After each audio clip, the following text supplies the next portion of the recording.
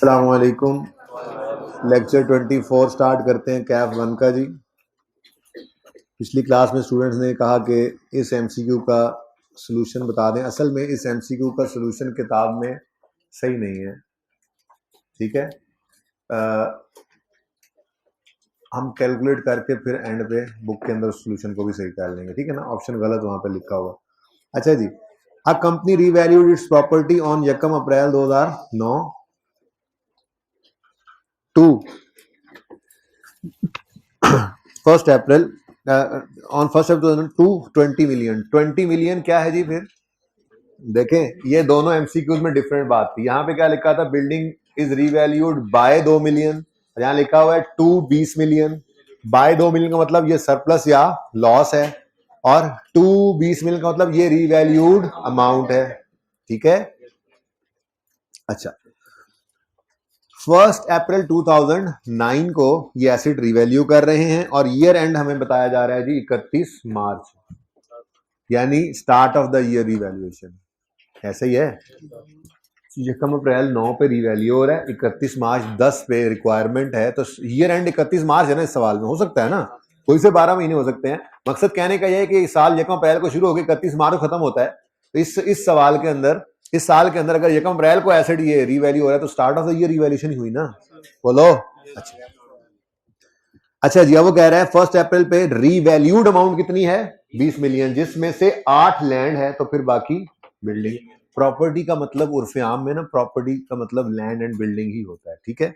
अच्छा, ये हम पढ़ेंगे इंशाल्लाह। IAS 40 इन्वेस्टमेंट प्रॉपर्टी का जो स्टैंडर्ड है उसके अंदर आपको जाके ये बात पक्की पता लग जाएगी।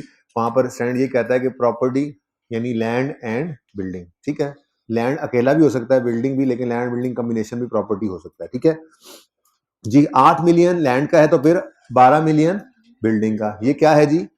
ये क्या है? Revalued amount. क्या है जी? Revalued amount. डन हो गया।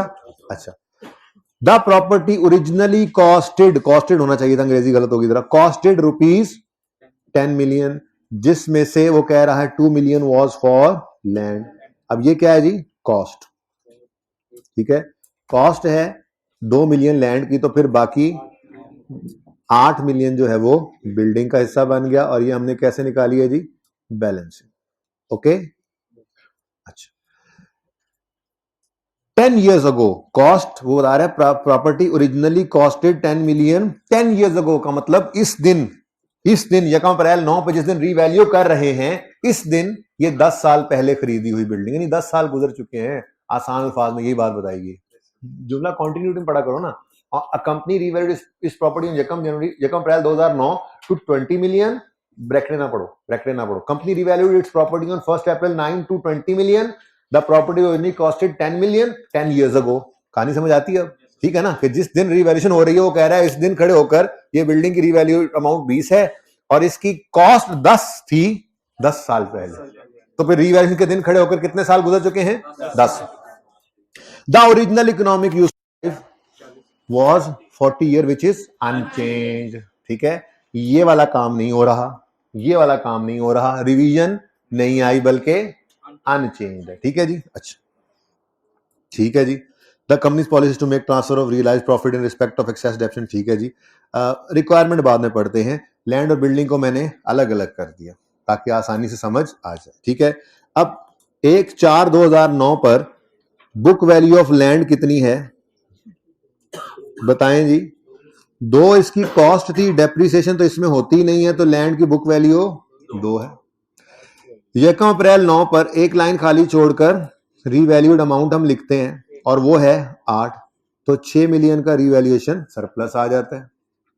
फिर 31 मार्च 10 पर डेप्रिसिएशन करने जाते हैं तो लैंड डेप्रिशिएबल एसेट है ही नहीं, तो फिर 8 पर लैंड पड़ा है और 6 पर उसका सरप्लस। प्रॉफिट लॉस वाला खाना खाली, जैसे आपका ऊपर वाला खाना खाली, ठीक है। उसके बाद 1 अप्रैल 2009 पर हमें चाहिए बुक वैल्यू बिल्डिंग की भी। बिल्डिंग की कॉस्ट कितनी थी? 8 कॉस्ट का हिस्सा 8, और 10 साल पहले ये बिल्डिंग खरीदी थी और उस वक्त लाइफ थी 40। तो इसका मतलब मैं इधर लिखूंगा 8 है ना, 8 कॉस्ट 8 है, बोलो, और 8/12 40 1 साल की डेप्शन इंटू 10। जी बोले, ये थोड़ा सा और जरा स्मार्ट करके लिखें, 8 माइनस जी 8/40 1 साल की डेप्शन आएगी इंटू 10 10 साल की डेप्शन आ गई। जी बोले, ये 10 समझ आ रहा है सबको? 6 बुक वैल्यू कैसे आई, समझ आ रही है सबको? अच्छा, ये 1 अप्रैल 2009 की बात है, ठीक है। इस दिन एसिड 6 मिलियन का है और कॉस्ट के हिसाब से बुक वैल्यू, और इस दिन वो कह रहे हैं इसकी रीवैल्यूड अमाउंट कितनी हो गई है, 12 मिलियन, ठीक है। तो एक लाइन खाली छोड़ी आपने और रीवैल्यूड अमाउंट लिख ली, कितनी जी, 12। तो सरप्लस आ गया फिर से 6 का, ठीक है जी। लेकिन चूंकि ये डेप्रिशिएबल एसेट है इसलिए इसकी डेप्रिसिएशन होनी है। अब डेप्रिसिएशन करनी है आपने 12 की और 6 की, करनी रिमेनिंग लाइफ पे है, और रिमेनिंग लाइफ निकालेंगे रीवैल्यूएशन के दिन खड़े होकर, और अभी बताया उसने रीवैल्यूएशन के दिन खड़े होकर कि 10 साल गुजर चुके, 40 ओरिजिनल लाइफ थी, 10 गुजर गए, तो रिमेनिंग 30 भाई अनचेंज। ये हम बहुत दफा बात कर चुके हैं, अब आप छुट्टियां करें और फिर एंजॉय करें सारी बातें, ऐसे नहीं हो सकता। अनचेंज का मतलब है 40 अनचेंज है, लेकिन जब रीवैल्यू हो गया तो रिमेनिंग लाइफ निकालने के लिए आपने उस 40 में से 10 को माइनस करके 30 निकालना है। वो कहने का मकसद ये है, तो वो कह रहा है कि ऐसा कुछ नहीं हुआ, किधर गया, ऐसा कुछ नहीं हुआ, जो ओरिजिनल 16 था ना वो आज भी 16 ही है, तो रीवैल्यूएशन के दिन 16 में से गुजर गई हुई लाइफ निकालो और रिमेनिंग आप बताओ। ऐसा नहीं है कि हम बता रहे हैं कि जी ये लाइफ इतनी, ठीक है, ये फर्क है, सही है। छुट्टी करना ऐसे सर जी जुर्म ही है ना, है जुर्म सचमुच जी। 0.4 और 0.2 11.6 और, ठीक है जी। अच्छा, सवाल की रिक्वायरमेंट में बाद में जाते हैं, बल्कि पहले सवाल की रिक्वायरमेंट देख लें जी। सवाल की requirement, what is the amount of balance in the surplus revaluation surplus account on 31 March 2010। तो रीबैलेंस सरप्लस का अकाउंट ये भी है, ये भी है, दोनों ही सरप्लस अलग अलग बनाए थे ना हमने, और वो कह रहा है 31 मार्च पर इनका बैलेंस क्या है। 31 मार्च 10 पर बुक वैल्यू लैंड के सरप्लस की आ रही है 6, बिल्डिंग के सरप्लस की आ रही है 5.8, तो इन दोनों का टोटल जी हाँ 11.8 है। ये करेक्ट ऑप्शन है, ये निकला है 6 + 5.8 से, और ये वर्किंग के साथ हम रेफर कर सकते हैं। आप सुनो इधर मेरी बात सुनो। अब है बात के किताब के अंदर क्या है, तो किताब के अंदर अगर आप एमसीक्यू ओपन करें तो उसके अंदर ये यहां पर डी ऑप्शन को करेक्ट कर लें, टिक कर लें, ठीक है जी। इसको टिक करें कि जी ये डी ऑप्शन 139 पे है, लेकिन सोल्यूशन के अंदर जब आके देखते हैं ना आप, तो सोल्यूशन के अंदर गड़बड़ है, सोल्यूशन में गलती है, ये देखिए ये आंसर सही नहीं। तो यहां पे हमने क्या किया जी, इधर देखें please, option D is the correct option, और इस चीज को अगर आपने अपने पास वर्किंग के लिए समझना है तो ये वही वर्किंग है जो मैंने अभी अभी आपको करके दिखाई है। एक मिनट बेटा,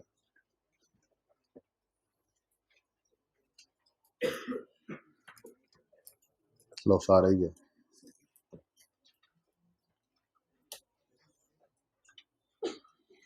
वो सारी चीजें मैं बताता हूँ ये क्या किया हुआ है मैंने हाईलाइट। फिलहाल तो इतनी सी बात है, ये 6 और ये 5.8, ठीक है जी। ये 11.8 बनता है, तो सोल्यूशन सही करना मैं भूल गया था किताब में, अगली बार कर दूंगा इंशाल्लाह। आपके सामने तो कर दिया ना सही, ठीक है। चले जी, इधर ले लेना पिक्चर, फिर इसकी इधर से ले लें।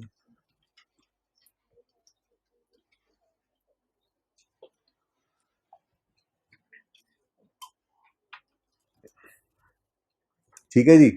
अच्छा, अब एक बार फिर जरा मैं आपको बताता चलूं, IS 16 में से दो तरह के एमसीक्यूज आ सकते हैं, एक थ्योरेटिकल जिनकी बात आज हमने कर ली है, डिस्क्लोजर्स की बात कर लेता है, सिर्फ एडिशनल डिस्क्लोजर मैंने छोड़े हैं, बाकी डिस्क्लोजर आज पढ़ा दिए, ठीक है। अभी थोड़ी देर में पढ़ते हैं। उसके बाद दूसरी तरह के जो एमसीक्यू होते हैं वो न्यूमेरिकल होते हैं, और जैसा मर्जी सवाल हो, मैं इसी एक सवाल से आपको मैक्सिमम पॉसिबिलिटीज बता देता हूं कि क्या क्या वो पूछ सकता है। ठीक है, जैसे वो पूछ सकता है आपसे, अब यही सवाल है बिल्डिंग का, मिसाल के तौर पे एक एमसीक्यू उसने दे दिया, अब उसमें क्या पॉसिबल एमसीक्यूज बन सकते हैं, वो आपसे पूछेगा what is the amount of revaluation surplus और लॉस। सरप्लस भी आ सकता है और लॉस भी आ सकता है ना, तो एक तो ये एमसीक्यू बन सकता है, आपसे पूछ सकता है, ये सवाल दे दे और कहे what is the amount of surplus और लॉस ऑन यकम अप्रैल 2009, या फॉर द ईयर एंडेड यकम अप्रैल 9, यूं बोल सकते हैं। फिर दूसरा ऑप्शन, वो पूछ सकता है आपसे what is the amount of depreciation expense to be charge या taken to profit and loss for the year ended 31 March 2010, ये भी पूछ सकता है। तीसरा पूछ सकता है what is the amount of incremental depreciation to be transfer to retained earnings for the year ended 31 March 2010। ये एक ही सवाल से 3 एमसीक्यू पूछ लिए उसने, कोई भी एक चीज पूछ सकता है वो। ठीक है, चौथा वो पूछ सकता है what amount shall be taken to balance sheet in respect of building,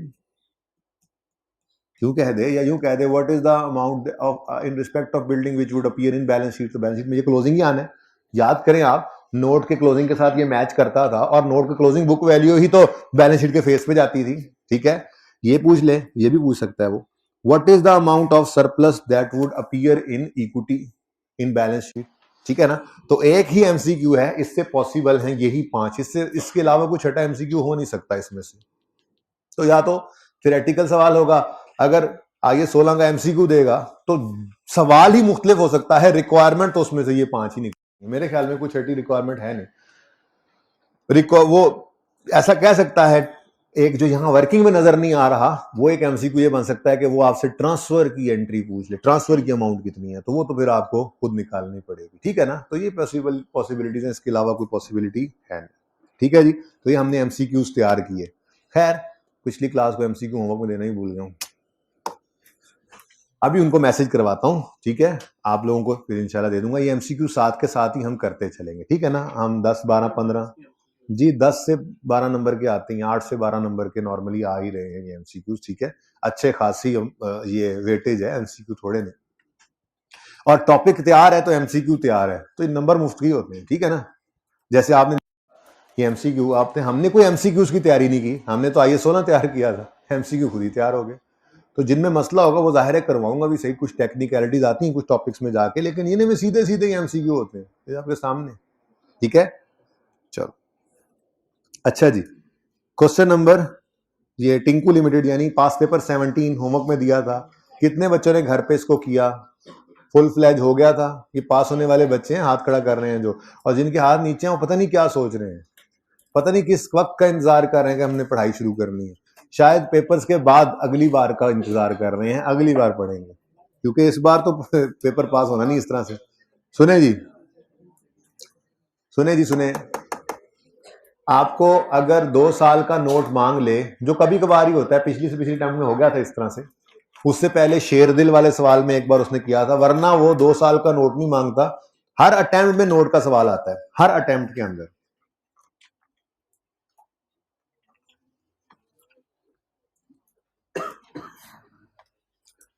note का सवाल हर अटेम्प्ट में आता है। मैं आपको वैसे ही जरा तसल्ली के लिए चेक कराता हूं पास पेपर्स,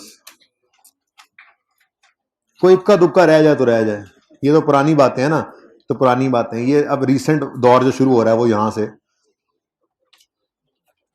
ये देखें जी, शेरदिल वाला सवाल ऑटम 17 में आया था।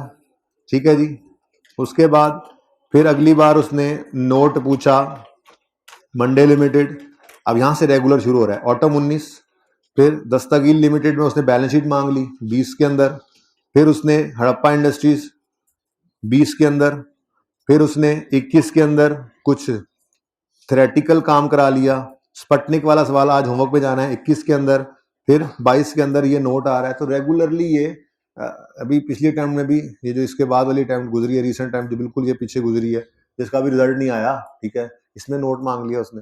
तो तकरीबन हर सवाल में नोट आ, ठीक है। लेकिन ये काम 2 साल का नोट बनवाने वाला ये उसने या शेरदिल वाली टर्म में किया था या इस दफा कर दिया था। बहरहाल अगर 2 साल का आपसे नोट मांग ले, जैसे वो कहे नोट बनाओ for the year 122 including comparative, तो उसका मतलब 22 का भी नोट बनाओगे और 21 का भी। तो मेन नोट दोनों साल के बना लेना, लेकिन जो सब नोट्स हैं वो सिर्फ रिसेंट साल के बना लेना, तो जरा थोड़ी सी आपको इसमें आसानी हो जाएगी, ठीक है। अच्छा जी, अब क्या करना है जी? हाँ जी जी बोले। 36 आज नहीं स्टार्ट किया जी, हाँ हाँ कल करेंगे। कोई मसला है? मेंटली प्रिपेयर हो क्या? अच्छा एक दिन और प्रिपेयर्ड रहो। बस कुछ बातें इधर ऐसे होती चली गई, जब एंड मैंने टाइम देखा तो आधा घंटा बचा हुआ था, मैंने कहा फिर तकरीबन 45 मिनट्स होते तो मैं शुरू कर देता, तो कुछ प्यास ना बुझ पाती है इस 36 की सही तरह से, इसलिए मैंने फिर IAS 16 को, वैसे भी आज जो मैंने क्लास के अंदर करवाना है उसके बाद भी IAS 16 के 2-3 चीजें रह जाएंगी छोटी छोटी, जैसे रिड्यूसिंग बैलेंस मेथड से रिवैल्यूएशन हमने नहीं देखी, एक छोटा सा सवाल करना है। ग्रॉस रिप्लेसमेंट मेथड है, छोटा सा सवाल हमने करना है। उसके बाद एक फुली डेफिसिट एसेट वाला सवाल के अंदर कॉन्सेप्ट देखना है करके, ये 3-4 ऐसी छोटी मोटी चीजें रह जाएंगी, वो आज रह ही जाएंगी। अब कल जब IAS 36 शुरू करेंगे तो हाफ लेक्चर IAS 16 का चलेगा, कल भी और परसों भी, और इस तरह से एंड तक चलाते रहेंगे हम जरूरत पड़ने पर, ठीक है। लेकिन IAS 36 कल शुरू कर देंगे। अच्छा, क्वेश्चन नंबर 11 आपके होमवर्क में था पियानो लिमिटेड। कितने बच्चों ने इसे अटेम्प्ट किया था? चलें, ये सवाल के अंदर अब आज मैं प्लांट आपको करवा देता हूं, और जाहिर सी बात है प्लांट हो गया तो इक्विपमेंट तो जैसा ही है, ठीक है।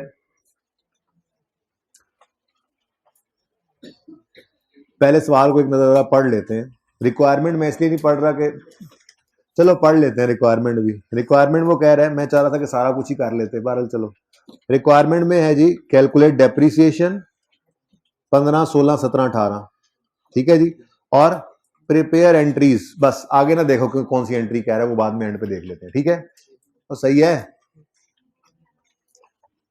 ले जी प्लांट में आपको करवाने लगा हूं, इक्विपमेंट आप कर लेंगे इंशाल्लाह, क्योंकि सेम ही है क्वेश्चंस, फिर बिल्कुल डिफरेंस है नहीं, अप्रोच सेम चलनी है, बड़े ध्यान से देखिएगा।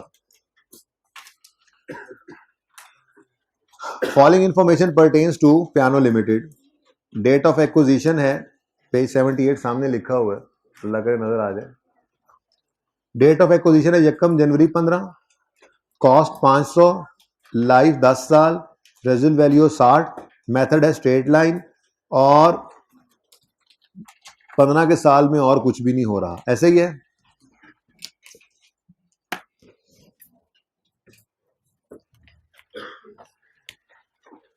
जी वर्किंग नंबर 1 डेट।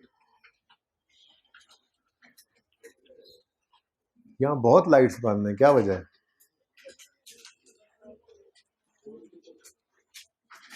नजर आ रहा है आप लोगों को सही? कैमरे में सही नजर आ रहा है? अच्छा,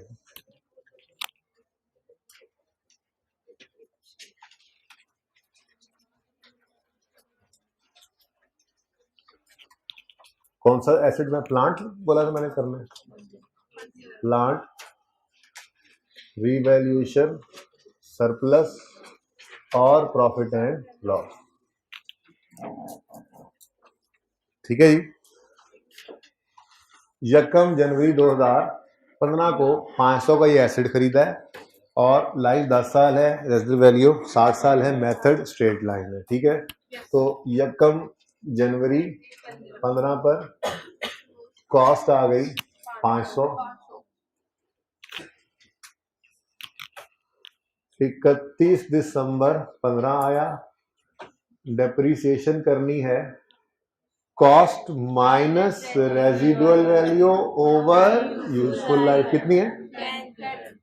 भूल ही गए थे कि स्ट्रेट लाइन मेथड में रेजिडुअल वैल्यू भी आती होती है, पहली दफा आई ना सवाल में, भूल ही गए थे, शुरू में करते थे। तो cost minus residual value over useful life जी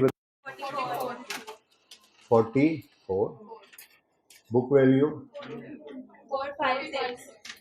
456।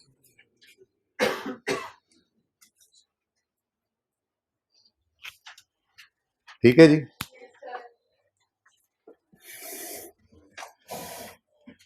अच्छा जी, अब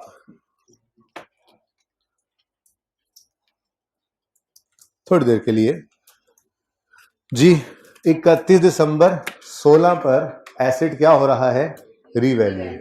ठीक है, और कुछ नहीं अगर सवाल में, तो इसका मतलब कोई एस्टिमेट चेंज तो नहीं। देखिए रीवैल्यूएशन एस्टिमेट चेंज नहीं है, ये डिफरेंट चीजें हैं। एस्टिमेट चेंज डिफरेंट चीज है, रीवैल्यूएशन डिफरेंट। अच्छा, अब रीवैल्यूएशन 31 दिसंबर 16 पे अगर है तो क्या करते थे हम, कहते थे ओ भाई अभी तो एसेट 31 दिसंबर 15 पे खड़ा है, पहले इसको 16 पर लेकर तो आओ। तो हम ऐसे 44 मजीद माइनस करके बुक वैल्यू जितनी भी निकलती थी वो निकाल के फिर एक लाइन छोड़कर रीवैल्यूड अमाउंट लिख के कहानी चला लेते थे, ऐसे ही करते थे ना। तो बोलो, यानी अगर कोई एस्टीमेट चेंज ना हो तो पुरानी तरह से सवाल चलेगा। 31 दिसंबर 16 ईयर एंड के ऊपर अगर रिवैल्यूएशन है तो हम पहले एसेट को 31 दिसंबर 16 पे ले आएंगे। ठीक है, डेप्रिसिएशन कैसे करेंगे, स्ट्रेट लाइन है, वही सेम फॉर्मूला लगेगा और कुछ भी नहीं करेंगे। ये बात समझ आती है, ये बात समझ आती है?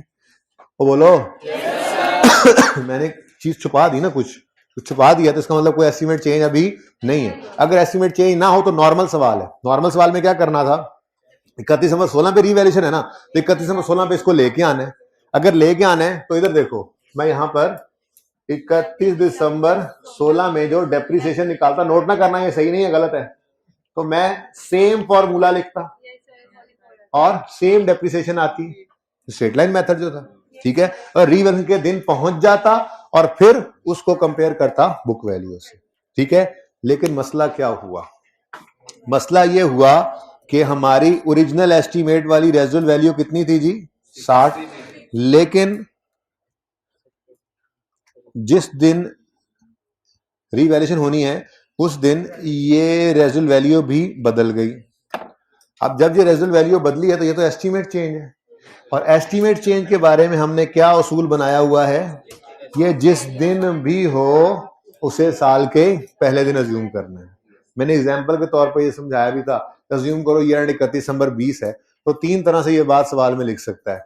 कभी कहे एस्टीमेट हैज चेंज ऑन यकम जनवरी 20, फिर तो यकम जनवरी 20 भी लेंगे। कभी वो लिख दे estimate following estimate has been changed during 20, तो हम क्या करेंगे, यकम जनवरी 20। इवन मैंने आपको कहा था कि वो कह दे 31 दिसंबर 20 पे कोई एस्टीमेट बदला है तो भी हम उसे कहां ले आएंगे, यकम जनवरी 20। बात समझ रहे हो? ठीक है, तो ये एस्टीमेट चेंज है। ये क्या है जी, एस्टीमेट चेंज। इसको कंफ्यूज नहीं करना, जो रीवैल्यूअर लाइफ बदलता है, रीवैल्यूएशन के वक्त जो रीवैल्यूअर ने लाइफ बदली वो साइड पे रखें। ठीक है, फिलहाल उसको साइड पे रखें। अच्छा, अब ये एस्टीमेट चेंज चाहे वो कह रहा है 31 दिसंबर 16 पे हुआ है, लेकिन हमने उसको कहां पे लेके आना है, ये कम जनवरी 16 पर, और उससे एसिड को जो डेप्रिशिएट करना है ना वो नए एस्टीमेट के तहत करना है, ये 60 नहीं ले सकते आप। ठीक है, उसकी वजह पता है क्या है बच्चों, उसकी वजह ये है कि एस्टीमेट एक अंदाजा, एस्टीमेट किसे कहते हैं जी, अंदाजे को, अंदाजे की बुनियाद पे हम डेप्शन कैलकुलेट कर रहे थे। ठीक है, अब हम ये एंड पे खड़े हैं, अभी डेप्शन हमने कैलकुलेट की नहीं है, हमें पता लग गया कि हमारे एक अंदाजे के अंदर गलती थी, वो सही कर लें, तो फिर गलत डेप्शन कैलकुलेट करके दोबारा सही करेंगे। बोलो, तो सही वाली डेप्शन कैलकुलेट कर लें, सही अंदाजे वाली कर लें। ठीक है, डेप्रीसिएशन चाहे 31 दिसंबर 15 पे खड़े होकर निकाल रहे थे, यकम जनवरी 15 से 31 दिसंबर 15 तक की ये डेप्रीसिएशन थी जो हमने पहले निकाली। ठीक है, ये चला गया भाई सब कुछ, जरा देख के आओ, उनको कैमरा नजर आ रहा है, जल्दी से पॉज करें। अच्छा जी, तो मैं ये अर्ज कर रहा था, प्लीज मैं ये अर्ज कर रहा था, क्या अर्ज कर रहा था वैसे, हाय बंद हो गई थी क्लास जी। मैं ये कह रहा था कि अगर एस्टीमेट चेंज ना होता, ठीक है, बस कर दो ना यार, तो हम डेप्रिसिएशन पुराने एस्टीमेट के हिसाब से निकालते, 31 दिसंबर 16 पे से लाते और रिवैल्यू कर देते। पर मसला ये हुआ कि 31 दिसंबर 16 पर एस्टीमेट भी चेंज हो रहा है, तो उसको हम यकम जनवरी 16 पे लेकर आएंगे, नए एस्टीमेट के हिसाब से नई डेप्शन निकाल के बुक वैल्यू 31 16 पर लाके फिर रिवैल्यू कर लेंगे। ठीक है, तो डस्टर दो मुझे, क्योंकि यकम जनवरी 2016 पर हमने एस्टीमेट चेंज को लेकर आना है, ये 31 नंबर 16 पे रेजुअल वैल्यू बदली है, पर रेजुअल वैल्यू को बदलना क्या है, एस्टीमेट चेंज। इसको लेकर आएंगे यकम जनवरी 16 पर। एस्टीमेट चेंज के दिन खड़े होकर हमें बुक वैल्यू चाहिए होती थी, याद है, ये हमारे पास ऑलरेडी मौजूद है। और एस्टीमेट चेंज के दिन खड़े होकर ही हमें रिमेनिंग लाइफ निकालनी होती थी, ठीक है, वही पुराना वाला काम। तो 31 नंबर 16 पर जब डेप्रिसिएशन निकालेंगे तो book value at the date of change in estimate पकड़ेंगे, माइनस करेंगे इसमें से रिवाइज्ड रेजिडुअल वैल्यू और डिवाइड करेंगे इसको रिमेनिंग यूजफुल लाइफ। तो बुक वैल्यू है 456, रिवाइज रेजिडुअल वैल्यू कितनी है जी 78, और रिमेनिंग लाइफ निकालेंगे 9 कैसे जी, यकम यानी 15 से यकम यानी 16 तक कितने साल गुजर गए, 1 साल गुजर गए, तो रिमेनिंग कितने हैं, 10 में से 1 गए तो 9, ठीक है, 9 इयर्स। ओके जी, 42। बुक वैल्यू बताएं 414। अब ये बुक वैल्यू कंपेयर करें, हमने अपने एस्टीमेट को सही करके एसेट को 31/16 पे ला खड़ा किया। अब ये 31/16 के ऊपर रीवैल्यू करना है। अब इस बुक वैल्यू को हम रीवैल्यूड अमाउंट से कंपेयर करेंगे, तो वही वाला काम है जी, एक लाइन खाली छोड़े, भाई रीवैल्यू कर रहे हैं, ओ भाई रीवैल्यू कर रहे हैं, ओ भाई साहब रीवैल्यू कर रहे हैं, ठीक है। 31/16 पर एक लाइन खाली छोड़े और रीवैल्यूड अमाउंट लिख लें जी, और रीवैल्यू अमाउंट है जी 526, ठीक है। ओके, तो 112 का रीवैल्यूएशन सरप्लस आ गया 112।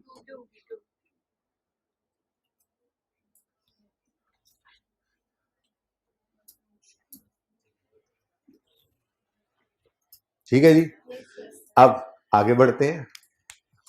अब जी 17 में कुछ नहीं हो रहा, शुक्र है, 17 इज लाइक 15, 17 इज लाइक 15, ठीक है, कुछ नहीं हुआ। 18 में फिर गड़बड़े होनी है, ठीक है। तो 17 में डेप्रिसिएशन करनी है, तो क्योंकि रीवैल्यू हो गया एसेट, तो अब ओरिजिनल कॉस्ट तो रेलेवेंट नहीं रही, रीवैल्यूड अमाउंट पकड़ेंगे 526 और इसको डिवाइड करेंगे रिमेनिंग लाइफ से, और नशर भी करना है आपको 112 डिवाइडेड बाय रिमेनिंग लाइफ, और रिमेनिंग लाइफ आप निकालेंगे रीवैल्यूएशन के दिन खड़े होकर। हाँ सॉरी जी। तो 526 माइनस 78 डिवाइडेड बाय, अब मैंने अभी नहीं निकाला, ठहर जाओ, यकम जनवरी 15 पे एसेट खरीदा था, तो 31 दिसंबर 15 और 31 दिसंबर 16 कितने साल गुजर गए, 2, 10 में से 2 गए तो रिमेनिंग 8, ठीक है, ये 8 साल आ गए। अब 112 है तो इसको डिवाइड बाय 8।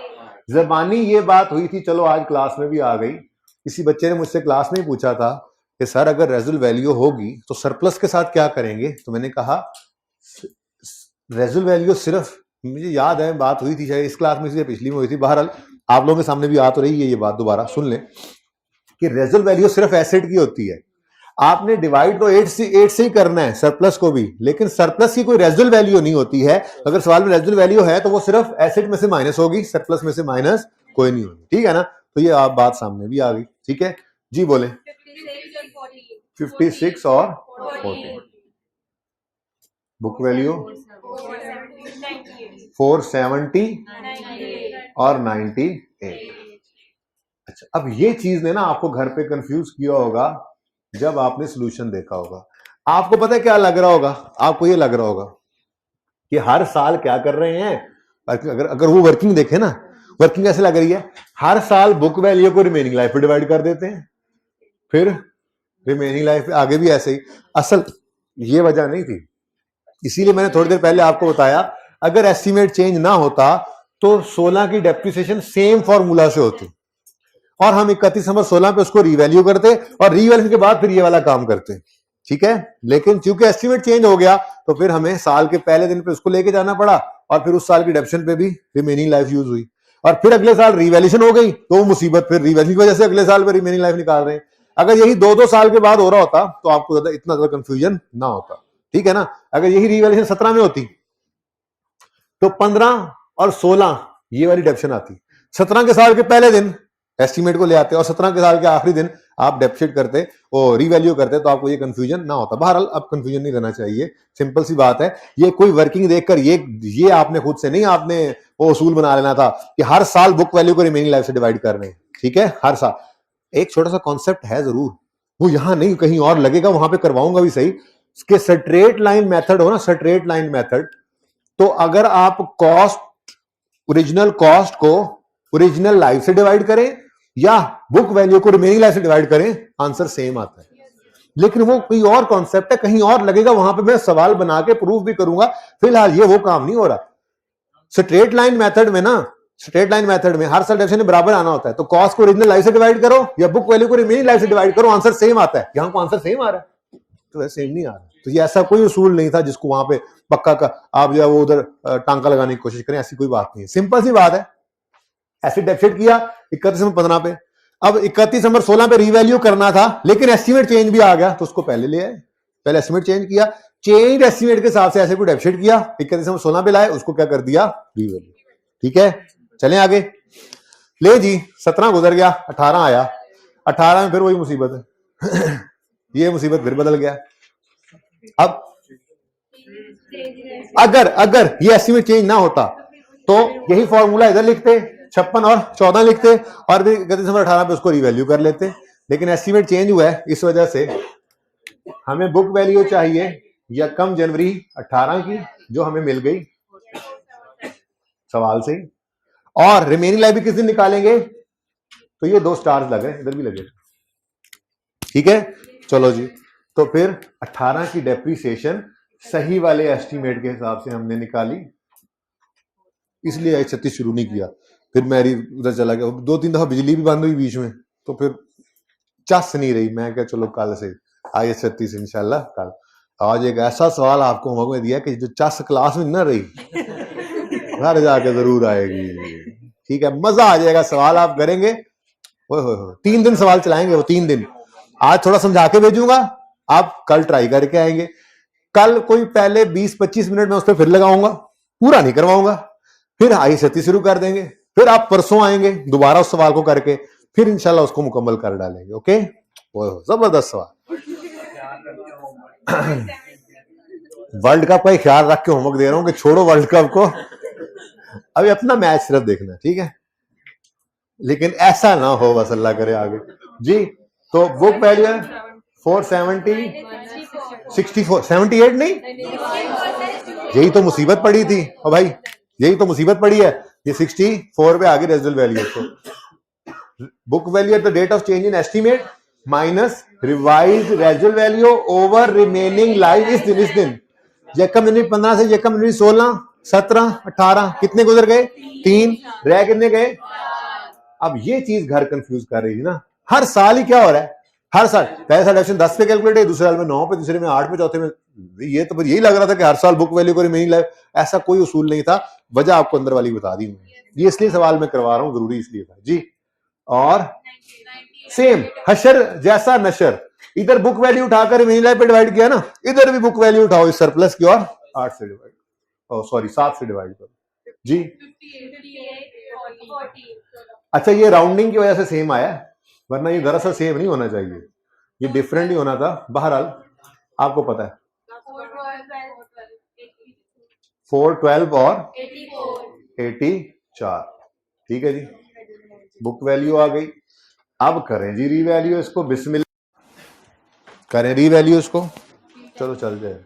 31 दिसंबर 18, एक लाइन छोड़ी आपने खाली और लिखी आपने रीवैल्यूड अमाउंट। रीवैल्यूड अमाउंट है जी 310 मिलियन। ठीक है,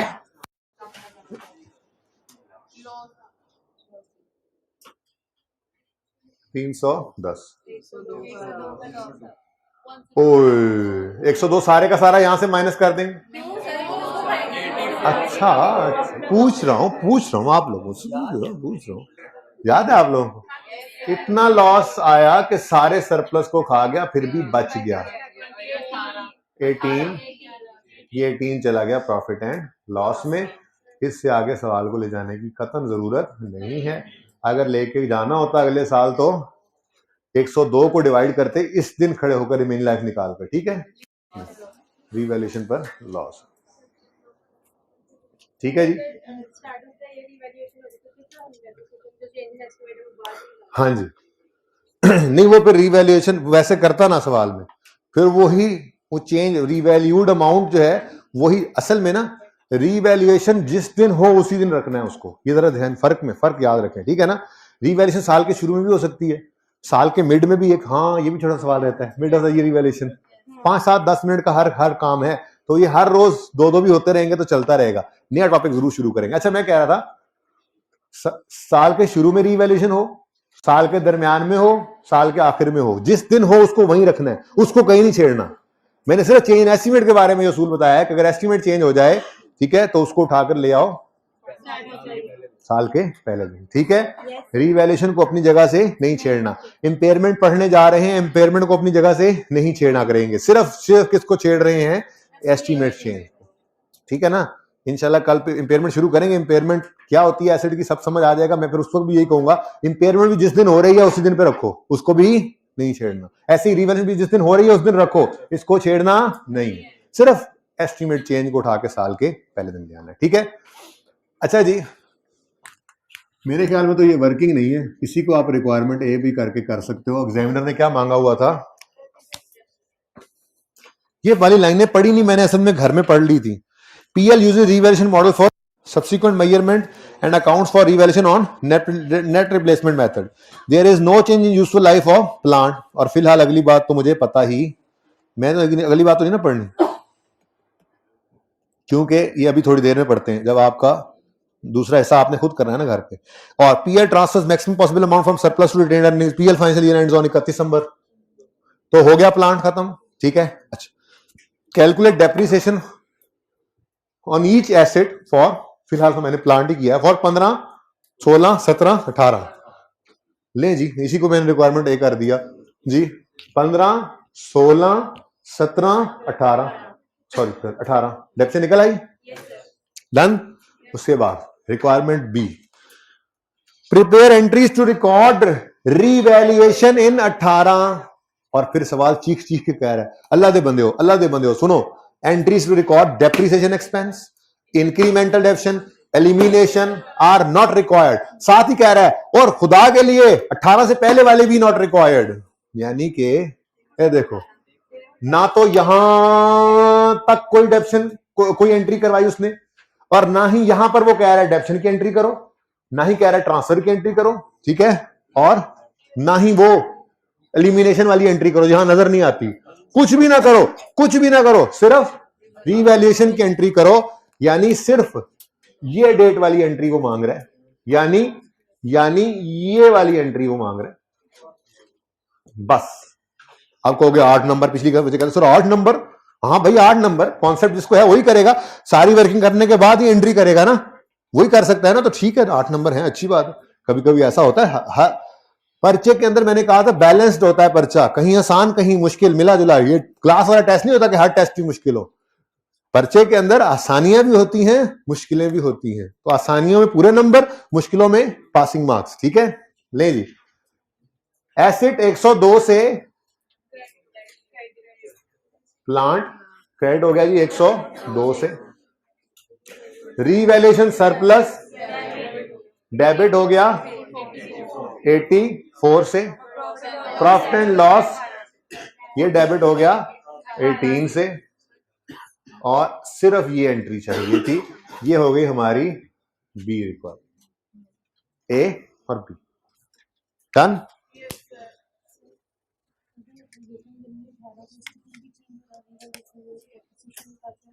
तो वही फिर ले लेंगे ना, वो तो वही वाला बन जाएगा कि रीवैल्यूअर ने खुद ही कह दिया इस दिन, वो उसी हिसाब से बन, यानी हमने वो पहले से डेप्सिट करके लाए हुए होंगे 1 जनवरी तक। क्वेश्चन ये है ना कि 1 जनवरी पर अगर रीवैल्यूएशन हो और एस्टीमेट चेंज भी हो तो फिर क्या करेंगे, फिर तो आसान है, फिर तो ये मुश्किल ही ना है। 31 में 17 पे रिवैल्यू करके डेप्सिट करके लाए हुए होंगे ये फिगर, ठीक है। इसी फिगर को कंपेयर कर देंगे रिवैल्यू अमाउंट से, और फिर ईयर एंड पे जब डेप्सिट करेंगे तो वो जो लाइफ उसने दी हुई है वही यूज कर लेंगे। ये तो आसानी है, ये तो मुश्किल है ही नहीं, ठीक है। अच्छा जी, आप इधर देखें, ये तो था पौधा, ये तो मैंने कर दिया। इक्विपमेंट अब आप कर लीजिएगा, ये इक्विपमेंट अब दोबारा होमवर्क है। किसी ने कर लिया तो बहुत अच्छी बात है, जिसने नहीं किया ये बार बार होमवर्क लिखा जाता है कि कर लो कर लो कर लो, पर्चे से पहले पहले कर लो। मौत से पहले पहले मौत की तैयारी करनी है, पर्चे से पहले पहले पर्चे की तैयारी करनी जी। वहां पे पर्चे ही होना है, वहां का तो पेपर भी आउट है, फिर भी हम वो यूनिवर्सिटी वाला हिसाब है, उस्ताद ने 4 सवाल पढ़ाए हैं, ये कर लो इसमें से ही आ जाएगा। तो अल्लाह भी कितना प्यार करते हैं अपने बंदे से, पेपर बताया हुआ है, ये ऐप पूछना चाहिए तैयारी करके आना।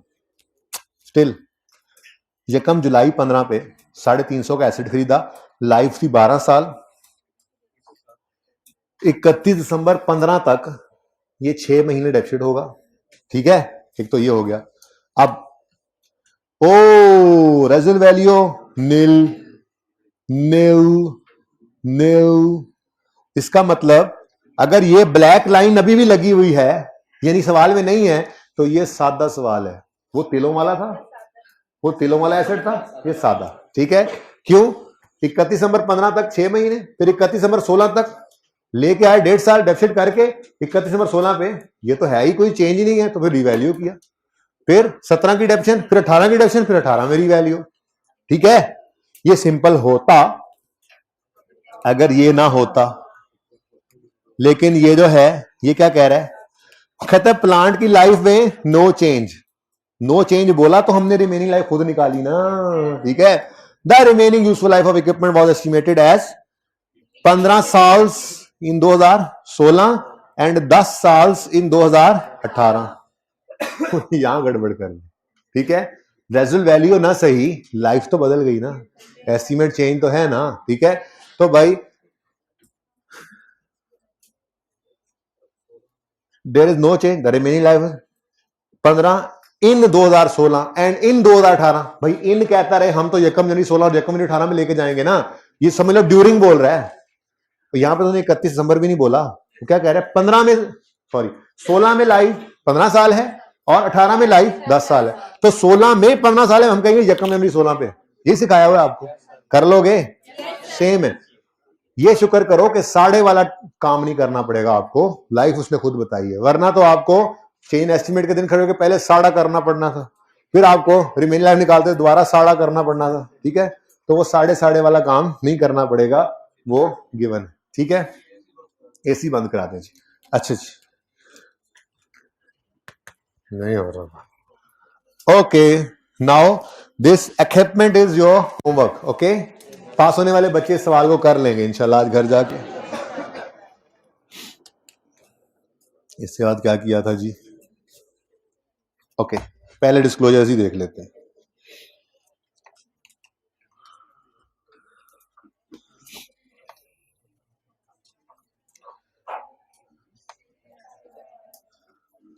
लकीली मेरे पास ये एक सवाल मौजूद है,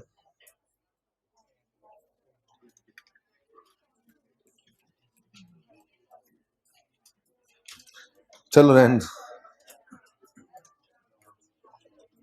सुने जी। ये सवाल हमने क्लास में किया हुआ, ये नोट है प्रॉपर्टी प्लांट एंड इक्विपमेंट का। अच्छा जी, अब बात सुने, एक कहानी पहले सुने थोड़ी सी, फिर थेरी 10 मिनट दे दो बस, थेरी हम ऐसे ही पढ़ेंगे कोशिश करके, बस पहले सारा कर लिया, अब सिर्फ देखना है कि ये सब कुछ हमने किया हुआ है, वो स्टैंडर्ड ने रिक्वायर किया हुआ था, ठीक है ना। ज्यादा बोर नहीं होंगे आप इंशाल्लाह, ध्यान से बस सुनना है। हम जब फाइनेंशियल स्टेटमेंट्स बनाते हैं ना, तो हम उसमें एक दावा करते हैं कि these financial statements are prepared in accordance with applicable financial reporting framework और कंपनीज ऑर्डिनेंस वगैरह, कंपनीज एक्ट। हम बनाने वाले, अगर हम मैनेजमेंट हैं पर फाइनेंशियल स्टेटमेंट्स बनाते हैं, ऑडिट पढ़ लिया आपने, अच्छा चलें पढ़ लेंगे, ठीक है। तो हम फाइनेंशियल स्टेटमेंट्स जब बनाते हैं तो बनाने वाले ये दावा करते हैं कि ये फाइनेंशियल स्टेटमेंट्स स्टैंडर्ड्स के अकॉर्डिंग बनी है, ठीक है। और ऑडिटर भी आके इसी चीज को चेक करता है कि क्या ये स्टैंडर्ड्स के अकॉर्डिंग बनी है, अब स्टैंडर्ड्स के अकॉर्डिंग बनने का मतलब क्या है? उसका मतलब यह है कि हम अगर कोई item of property plant equipment financial statement में शो कर रहे हैं तो उसके बारे में कुछ रिक्वायरमेंट्स IAS 16 के स्टैंडर्ड ने की हुई हैं कि ये बातें उसके बारे में बताओ, वो हमने बताई हुई हैं सारी। मेरी बात समझिए, दोबारा सुनिए। हमने दावा किया कि ये स्टैंडर्ड्स ISS के मुताबिक बने हुए हैं, इन अकॉर्डेंस विद ISS और IFRS अभी अपने FR2 में जाके पढ़ने, यहाँ पे सारे ISS ही हैं फिलहाल, ठीक है। पहले ISS आते थे, अब IFRS आने लग गए। बहरहाल आपने दावा किया कि ये फाइनेंशियल स्टेटमेंट्स जो हैं ये स्टैंडर्ड्स के मुताबिक है। इसका मतलब अगर कोई इन्वेंट्री नजर आ रही है उस पे IS2 की जो रिक्वायरमेंट्स हैं वो आपने पूरी की हुई है। मिसाल दे रहा हूं, मतलब PPE, बैलेंस शीट में PPE नजर आएगा, प्रॉपर्टी प्लांट इक्विपमेंट। बताया था आपको, प्रॉपर्टी प्लांट इक्विपमेंट की एक फिगर होगी, उस पर नोट होगा, नोट यूजर आकर देखेगा। तो कौन कौन सी चीजें ऐसी हैं जो प्रॉपर्टी प्लांट इक्विपमेंट के किसी आइटम के बारे में आपने फाइनेंशियल स्टेटमेंट बतानी है, ये स्टैंडर्ड ने आपको बताई हुई है, ठीक है। अब इस चीज को कहा जाता है, ये जो कह रहे हैं ना स्टैंडर्ड के फलां फलां बात यूजर को बताओ, ये बताओ का लफ्ज जो है ये स्टैंडर्ड डिस्क्लोजर के नाम से जो है वो जाना जाता है कि हर स्टैंडर्ड की अपनी कुछ डिस्क्लोजर रिक्वायरमेंट्स होती हैं। डिस्क्लोजर क्या कहते हैं जी? बताओ, बताना, ठीक है। तो स्टैंडर्ड कहता है कि भाई user of financial statements, user का पता है, इंट्रो में पढ़ के आए होंगे यूजर, ठीक है। तो स्टैंडर्ड ये कहता है, IAS 16 का स्टैंडर्ड ये कहता है, सब बच्चे जगा दे साथ वालों को, बड़ी इंपॉर्टेंट बात होने लगी है आसान, सिर्फ 5-7 मिनट मुझे अटेंटिव देने हैं, फिर मैं वापस न्यूमेरिकल पे जाता हूं, ठीक है। ज्यादा देर नहीं थ्योरी पढ़ेंगे, मुझे पता है आप लोग जो है वो नहीं बर्दाश्त कर पाते थ्योरी। सुने क्या बात कर रहा था ना, हाँ, डिस्क्लोजर का मतलब क्या बोला? बताना, ठीक है। आइए 16 क्या कह रहा है, मेरे यूजर को, फाइनेंशियल स्टेटमेंट को, यूजर को PPE के बारे में क्या क्या बताओ। उसको अंग्रेजी बाद में पढ़ेंगे। बेसिकली ये जो यहां से काम शुरू हुआ था ना, यहां से और ये जहां तक चला है, ये सब क्या है? ये हमने स्टैंडर्ड की बातें मानते हुए यूजर को ये सारी बातें बताई हैं। अब ये पहले थ्योरी पढ़ते फिर इधर आते तो वो शायद बड़ा मुश्किल हो जाता। हमने सारे डिस्क्लोजर्स को तकरीबन याद कर लिए। कैसे? फॉर्मेट बना के। अब ये देखते हैं जरा, बुक्स का पेज नंबर गालिबन 42 है, चेक करें जरा। पिछली क्लास में 42 नहीं 24 होगा, फिर 42 नहीं है तो 24, ठीक है। ले जी, डिस्क्लोजर या नोट,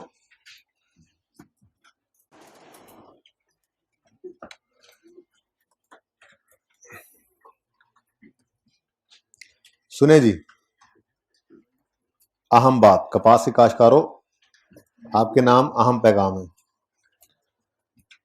जरा देखो, फिलहाल मैं बात कर रहा हूं मेन नोट। मैंने आपको शायद एक दिन ये भी बोला था कि आई कैप इसको 5.1 कहने लग गया है मेजरमेंट बेसिस वाले को, इसलिए मैं भी लिख रहा हूं, कहता है वो, वरना मेरा दिल, ये मैंने ये सवाल पिछली दफा के अटेम्प्ट का हुआ यहाँ पे, क्योंकि हमने तो ये सवाल बोर्ड को उस तरफ किया था ना, तो याद है, ये सब नोट बनाने के लिए सिर्फ मैंने इसको ओपन किया था, अगर आपको याद हो तो पिछली बार जब ये सवाल मैंने करवाया था तो उस वक्त मैंने यहाँ पे नंबर 5.1 नहीं किया था, ये आपकी क्लास में मैंने किया, ठीक है। एनीवेज, बेसिकली मैं इस एरिया को यहां से लेकर यहां तक को मैं नोट की मेन बॉडी कहता होता हूं, ठीक है। अब जो स्टैंडर्ड ने ये डिस्क्लोजर रिक्वायर किए हैं ना, ये पहला डिब्बा, ये स्टैंडर्ड की मेन बॉडी है, यानी मेन नोट के अंदर आपने सारा कुछ बताना है, आपने बताया हुआ है। कैसे? जरा देखो। अच्छा अब देखो, ये IAS 16 ने कहा है ये लाजमी बताओ, ठीक है। और अगर कोई नहीं बताएगा तो वो ये दावे के अंदर गलत है कि मैंने फाइनेंशियल स्टेटमेंट स्टैंडर्ड के मुताबिक बनाई है। देखो, फाइनेंशियल स्टेटमेंट्स शैल डिस्क्लोज, लाजिम है फाइनेंशियल स्टेटमेंट्स पे कि वो डिस्क्लोज करें for each class of property plant equipment, यानी कि land is a class, building is a class, plant machine is a class, equipment is a class, her class के बारे में जरूरी है कि IAS 16 के PPE कह रहा है कि जरूरी है यूजर को बताओ क्या चीज? Measurement basis, depreciation method, useful life और rates. Measurement basis, depreciation method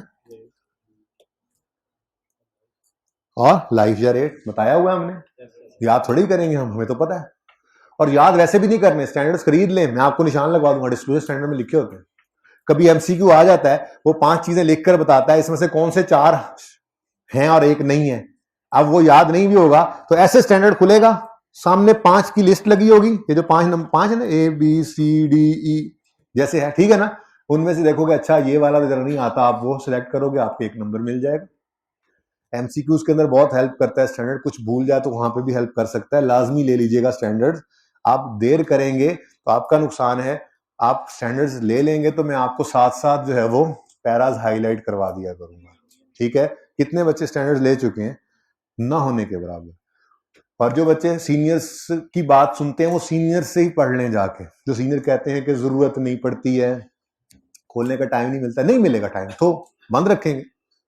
भाई फाइनल के अंदर भी हम स्टैंडर्ड लेकर गए थे, शायद मुझे याद नहीं पड़ता कि मुझे वो खोलने की जरूरत पड़ी होगी, क्या मतलब मैं लेके ना जाता, लेकिन शायद कोई 1-2 नंबर की हेल्प मुझे वहां से मिल गई हो, और शायद वही 1-2 नंबर हो जो मुझे 48 से 50 का सफर तय करवा गए हो। तो आप नहीं जानते इसको, FAR 1 में भी जरूरत है, 2 में भी जरूरत है, फाइनल में भी जरूरत है, स्टैंडर्ड 7 जाने हैं आपके, स्टैंडर्ड 7 जाने हैं आपके, तो लीजिए, अभी ले लीजिए, इसमें फायदा होगा, ठीक है। आपकी मर्जी है, बाकी 48 पे इसी वजह से रह जाना नुकसानदेह होता है। अच्छा सुने please, shall financial statements shall disclose for each class of PPE method basis, measurement basis और लाइफ रेट वगैरह, डन। उसके बाद क्या बताए, वो कहता है जी उसके बाद बताएं gross carrying amount and accumulated depreciation. अच्छा जी, ग्रॉस कैरिंग अमाउंट और अक्यूमुलेटेड डेप्रिसिएशन बता रहे हैं, वो कह रहा है at the beginning and and. अच्छा जी, तो ये बता रहे हैं भाई बिगिनिंग एंड बता तो रहे हैं, तो सारा कुछ कर लिया हुआ हमने, ठीक है, फॉर्मेट के अंदर ही। उसके बाद अब बिगिनिंग और एंड पे तो आपने बता दिया, ग्रॉस कैरिंग अमाउंट बता दी, बिगिनिंग एंड, अकोमोडेशन बता दी, बिगिनिंग और एंड। वो कहता है जी उसके बाद रेकंसिलिएशन बताओ। रेकंसिलिएशन मतलब क्या है, ओपनिंग से क्लोजिंग का सफर कैसे तय किया, बताया तो हुआ हमने, बताया तो हुआ, एडिशन, डिस्पोजल, ट्रांसफर, रिवैल्यूएशन, इधर डेप्शन, डिस्पोजल, ठीक है। तो स्टैंडर्ड भी यही बात कर रहा है, a reconciliation of carrying amount at the beginning and end of period showing additions, जो काटा फिलहाल उसको छोड़ दो, इंक्रीज और decrease due to revaluation, impairment loss कल पढ़ाऊंगा इंशाल्लाह, डिस्पोजल्स और डेप्रिसिएशन। यही रेकंसिलिएशन में आइटम्स आई है ना, ये देखो यही है, एडिशन है, डिस्पोजल है, रिवैल्यूएशन है, डेप्शन है, ट्रांसफर वगैरह, डिस्पोजल वगैरह, ठीक है, यही रेकंसिलिएशन है। ओके, ठीक है। एक चीज इसमें लिखी हुई थी, ये है acquisition through business combination. Jazz ने वारिद को एक्वायर किया तो वारिद के जितने एसेट्स थे वो अब जैज के हो गए, ये भी फिक्स एसेट उन्होंने खरीद लिए एक तरह से, जब पूरा वारिद खरीदा तो उसके फिक्स एसेट भी आ गए। तो ये बिजनेस कॉम्बिनेशन के अंडर आने वाली एक्विजिशन यानी एडिशंस होते हैं, हमारे सिलेबस में नहीं है, ठीक है, इसलिए आपने इनको बस लिखा हुआ है, स्टैंडर्ड में भी लिखा हुआ है, पढ़ा रहने दे, ठीक है, कि कहीं यूज करने पड़ जाए तो एमसीक्यू वगैरह में वो लिस्ट दे दे तो पता हो कि कहाँ चीज क्या पड़ी हुई है, बाकी हमारे सिलेबस में नहीं, ठीक है। अच्छा, उसके बाद ये मेन नोट है, इसके अलावा जो बातें मैं आपको पढ़ाने लगा हूं, ठीक है, ये बातें सवाल के अंदर लिखी हो तो बड़ी खुशी से आपने मतलब खुश होकर उनको देखने का, लो मुफ्त के नंबर आ गए। ये जो 3-4 बातें बताऊंगा ना, आपने ऐसे करके साथ वाले गाल ताड़ी नहीं मारनी, ठीक है ना, वो एग्जामिनर कहेगा, वो इन्विजिलेटर कहेंगे ये क्या कर रहे हो, ठीक है, हाँ, अपने आप मुफ्त के नंबर क्या, वो कहेंगे पागल है, कहने दो यार जी। आपको सवाल में लिखी हुई बात होगी, ठीक है ना, होगा क्या फिर मैं बताने लगा, आपके किसी प्रॉपर्टी प्लांट इक्विपमेंट का आइटम का टाइटल रिस्ट्रिक्टेड है। टाइटल रिस्ट्रिक्टेड मतलब क्या होता है, आप आगे बेच नहीं सकते, कोई वजूहत, 100 वजूहत हो सकती है। मिसाल के तौर पे आपने एक अपनी फैक्ट्री के साथ वाला एक लैंड खरीदा, ठीक है जी, और उसको यूज करना शुरू कर दिया, कब्जे में आ गया आपके, लेकिन उसके टाइटल में कोई मसला निकला, अब वो केस चला गया, ठीक है जी, अब कोर्ट में केस चल रहा है, कब्जे में आपके है, आप यूज तो कर रहे हैं लेकिन आप उसको आगे बेच फिलहाल नहीं सकते। अब ये क्या है, आपके किसी आइटम ऑफ पीपी का टाइटल क्या हो गया, रिस्ट्रिक्टेड हो गया। स्टैंडर्ड कहता है मुझे कोई मसला नहीं है, आप जाओ वकील के साथ जाके केस लड़ो, मुझे उससे कोई मसला नहीं है, बस ये बात लिख के यूजर को बता दो कि हमारे फलां एसेट का टाइटल रिस्ट्रिक्टेड है, ठीक है। या आपने बैंक से जाके कोई लोन लिया, बैंक ने कहा कुछ सिक्योरिटी, आपने कहा जी मेरा ये जो रायविंड वाला प्लांट है, ठीक है जी, रायविंड रोड के ऊपर जो मेरा प्लांट है, फैक्ट्री है, इसमें जो प्लांट मशीनरी है, ये मैं इस लोन के अगेंस्ट आपको प्लेज करता हूं एज अ सिक्योरिटी, गिरवी रख ली, ठीक है। अगर मैंने लोन ना दिया तो आप इसको बेच के अपने पैसे पूरे कर लेना। स्टैंडर्ड कहता है आपका और बैंक का अरेंजमेंट है, मुझे कोई मसला नहीं है, आपका ही एसेट है, आपका ही डिफॉल्ट के केस में बैंक लेके जाएगा ना, आपका ही एसेट है। यूजर को लिख के बता दो, क्या क्या लिख के बता दो कि हमारा फलां एसेट फलां लोन के अगेंस्ट फलां बैंक के यहां प्लेज हुआ पड़ा है। अब ये बातें आपको क्या ख्वाब में आएंगी? सवाल के अंदर एज इट इज लिखी हुई बात होगी, आप उठा के उसको क्या करोगे, सब नोट्स में लिख दोगे, जो सब नोट्स जो 5.1 से आगे चल रहे थे ना उनमें लिख दोगे। फिर स्टैंडर्ड कहता है आपने मिसाल के तौर पे ईयर एंड है हमारा 31 दिसंबर 2022 और हमने कोई 5 दिसंबर को जर्मनी में एक सप्लायर है, बहुत बड़े बड़े फैक्ट्रियां जो मतलब वो प्लांट्स जो हैं वो मशीनरी जो है वो भेजते हैं, हमने उनसे कॉन्ट्रैक्ट कर लिया कि जी आप हमें एक प्लांट दीजिएगा, ठीक है। उन्होंने कहा ठीक है जी, प्लांट अगले साल फरवरी मार्च में आप तक पहुंच जाएगा। अब ये करोड़ों का एक कॉन्ट्रैक्ट हमने कर दिया, करोड़ों का कॉन्ट्रैक्ट हमने कर दिया। स्टैंडर्ड कहता है मैं इसमें इंटरेस्टेड हूं कि आप यूजर को ये भी लिखकर बताओ, क्योंकि हो सकता है यूजर भी इसमें इंटरेस्टेड हो, ठीक है। हो सकता है कोई लॉन्ग टर्म इन्वेस्टमेंट करना चाहता हो, वो कहे चलो यार इस कंपनी के शेयर्स खरीद लेते हैं, ये तो ग्रो करने जा रहे हैं, इतना बड़ा प्रोजेक्ट कर रहे हैं आगे। और कोई हो सकता है मेरे जैसा हो जिसका किचन भी डिविडेंड पे चलता हो और वो कहे कि यार ऐसा करता हूं कि यार इन लोगों ने तो डिविडेंड अगले 2-4 साल को नहीं देना, ये तो अभी फिलहाल ग्रो करेंगे फिर देखेंगे जब, तो छोड़ो यार कहीं और यहां से निकलो। मतलब यूजर्स के लिए ये एक रेलेवेंट इंफॉर्मेशन हो सकती है समवे और किसी न किसी वजह से, ठीक है। और बात समझ रहे हो? तो स्टैंडर्ड कहता है कि अगर आपने कोई कॉन्ट्रेक्चुअल कमिटमेंट की है to acquire PPE, contractual commitment की है टू एक्वायर पीपीई, तो यूजर को यह भी लिख के बता दो और कुछ नहीं करना।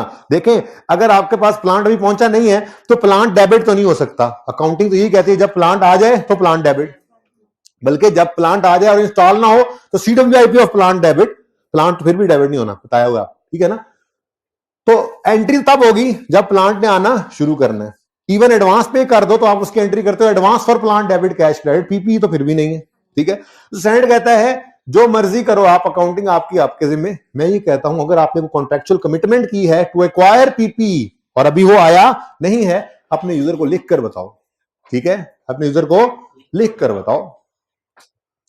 कोई चीज रह तो नहीं है? अच्छा जी, दो बातें उसने और भी लिख दी हैं। एक उसने ये लिख दिया है कि कोई एक्सपेंस जो है अगर वो कैरिंग अमाउंट में ऐड किया हुआ है एसेट बनते हुए, क्या मतलब, ये भी कोई दूर की बात नहीं है, ये भी इधर ही पड़ा है,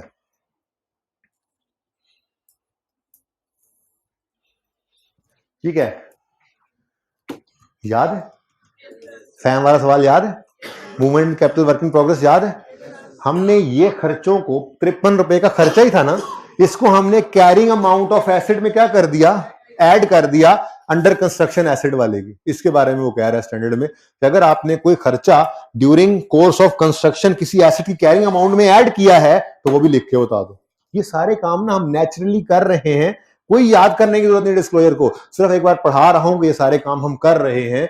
और स्टैंडर्ड्स ले लोगे ना जब, तो उसका पैरा जाके हाईलाइट कर लोगे तो वहां पे वो जब भी आपको जरूरत पड़ेगी ऐसे ओपन करोगे डिस्क्लोजर रिक्वायरमेंट सारी आपके सामने होंगी, उनके सामने पढ़ा इसलिए रहा हूं कि एक बार आपकी नजर से गुजरी हुई हो कि ये क्या चीज है, तो ठीक है, समझ रहे हो? अच्छा जी, तो जरा पढ़ के देखते हैं, एक चीज और भी रह गई और फिर बाद में बताता हूं, फिलहाल जरा ये पढ़ लें। क्या कहता है जी, financial statement must also disclose, ये भी जरूरी डिस्क्लोजर्स हैं, must also disclose restriction on title और PPE pledged as security for liabilities. क्या करो, नरेट करो, अंग्रेजी में लिख के बता दो भाई। अब ये सब नोट्स है, मेन नोट में कहीं नहीं आएंगी ये सारी बातें, ये कहां आएंगी, मेन नोट खत्म हो गए। अगर रीवैल्यूएशन है तो रीवैल्यूएशन के 3 सब नोट्स आप पहले लिखोगे और उसके बाद फिर जो ऐसी बात आए चुप करके नीचे अंग्रेजी में लिख दो, मुफ्त के नंबर है, ठीक है। Next, amount of expenditure recognised in carrying amount in the course of its construction, मैंने कहा जी वो अभी आपको दिखा के मूवमेंट इन सीडब्ल्यूआईपी का जो सब नोट था वो उसी की बात कर रहे हैं। फिर amount of contractual commitment for acquisition of PPE, अगर आपने कोई कॉन्ट्रैक्ट कमिटमेंट की है तो उसकी भी अमाउंट बता दो। और आगे वो कहता है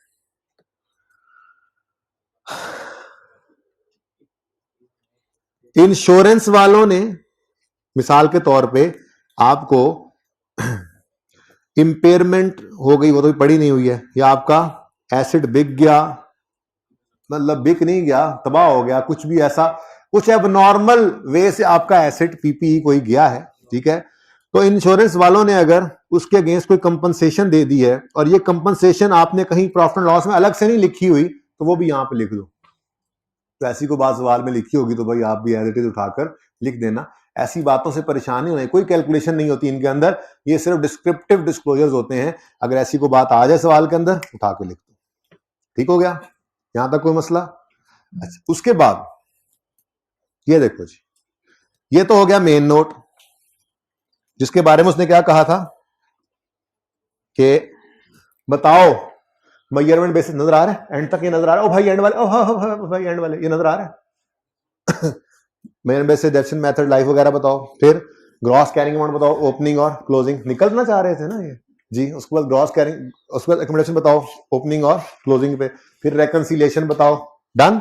उसके बाद कुछ ऐसे डिस्क्लोजर्स हैं जो अभी तक दोनों सवालों के अंदर हमने नहीं देखे, इवन तीनों में नहीं देखे, तीनों में ही नहीं देखे, तीसरा अभी पास पेपर का सवाल किया है ना, तो बहुत कम है इनका आने का चांस, लेकिन आ जाए तो ये पता लग गया हमें कि इसके बाद पॉइंट्स के अंदर लिख दो कहीं पे 5.2, 3, 4, 5 कहीं पे भी लिख लो अंग्रेजी में उठा के। वो कौन कौन से हैं? आपका कोई पीपीई प्लेज्ड है एज अ सिक्योरिटी, या किसी का टाइटल रिस्ट्रिक्टेड है, या आपने कोई कॉन्ट्रेक्चुअल कमिटमेंट की हुई है, या और कौन सा है कंपनसेशन किसी पार्टी ने दिया, आपने कहीं और नहीं लिखी हुई, यहां पे लिख दो, और सीडब्ल्यूआईपी की मूवमेंट, इस तरह की बातें उसने लिखी हुई है, ठीक है, वो कहां पे आएंगी? मेन नोट में नहीं आनी। ऐसी कोई बात सवाल में देख लो, चुप करके उसको डिस्क्रिप्शन में लिख देना, नैरेटिव फॉर्म में, टेंशन नहीं है, यहां तक को मसला। अब अगली बात है, ये जो डिस्क्लोजर है ना, ये चाहे कॉस्ट मॉडल है चाहे रिवैल्यूएशन मॉडल है, ये हमने ये डिस्क्लोज करने होते हैं। जैसे लैंड पे रिवैल्यूएशन मॉडल था, ये तीनों बातें बताई, बिल्डिंग पे भी रिवैल्यूएशन मॉडल था, तीनों बातें बताई, सारी मूवमेंट्स भी सारा कुछ भी वैसे ही किया, ठीक है। कॉस्ट मॉडल था तब भी ये तीनों बातें बताई, रेकंसिलिएशन भी शो कर रहे हैं, ओपनिंग क्लोजिंग बता रहे हैं। इधर कॉस्ट मॉडल है तब भी सारा कुछ बता रहे हैं। यानी कि ये जितने डिस्क्लोजर मैंने अभी आपको पढ़ाए हैं ना, मेन बॉडी वाले चाहे सब नोड वाले, इस तरह से याद रह जाता है ना, ठीक है, मेन नोड वाले चाहे सब नोड वाले, चाहे कॉस्ट मॉडल हो चाहे रिवैल्यूएशन मॉडल हो, ये सारे के सारे डिस्क्लोजर देने होते हैं। लेकिन मैंने इसके अलावा आपसे एक बात की थी कि अगर रिवैल्यूएशन मॉडल यूज हो रहा है, अगर रिवैल्यूएशन मॉडल यूज हो रहा है तो रिवैल्यूड एसेट के बारे में 3 सब नोट्स लाजमी बना करेंगे। Last revaluation was performed by Messrs फलां फलां and independent form of value, यानी कि डेट बताओ और ये बताओ कि वैल्यूअर जो है वो इंडिपेंडेंट था।